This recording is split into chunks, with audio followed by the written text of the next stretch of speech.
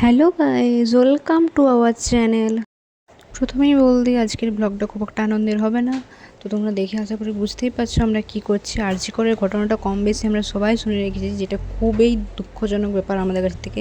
তো সেইটার বিচারেই আমরা বেরাবো। এটার বিচার তো কিছু না কিছু করতে হবেই, তাই আমরা সব কিছু জোগাড় করতে বসে গেছি। আর এইটা করার প্ল্যান আমাদের একদমই ছিল না, মানে বেরোনোর প্ল্যান ছিল, কিন্তু এখানে যে পোস্টার বানানোর এটা আমাদের একদমই প্ল্যান ছিল না। তো কিছুক্ষণের মধ্যেই, মানে জোর করে 1 ঘন্টার মধ্যে আমাদের সব প্ল্যান হয়েছিল।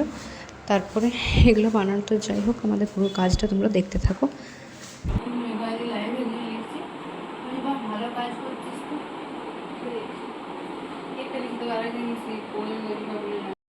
আমরা রেডি হয়ে গেছি, এখন আমরা তারপর মিছিলে যাব। তোমরা সব কিছু প্রিপারেশন রেডি তোমাদেরকে তো দেখালামই।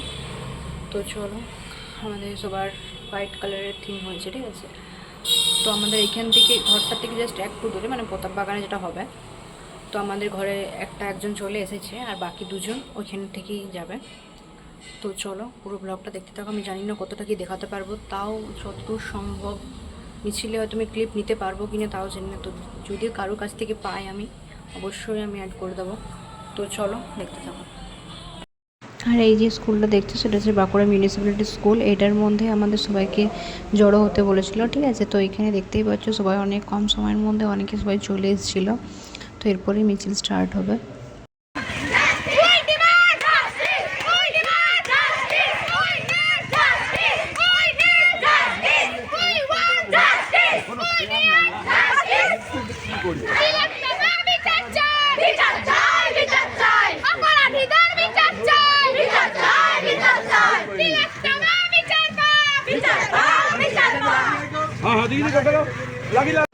গাইজ, আমি কিছু বলতে পারছি না, আমার কিছু বলার নেই। তোমরা জাস্ট দেখো কত ভিড় হয়েছিল।